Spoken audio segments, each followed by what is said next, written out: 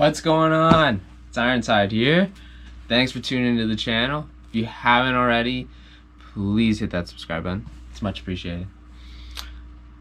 Well, coming to you live today from the cave. Some exciting news.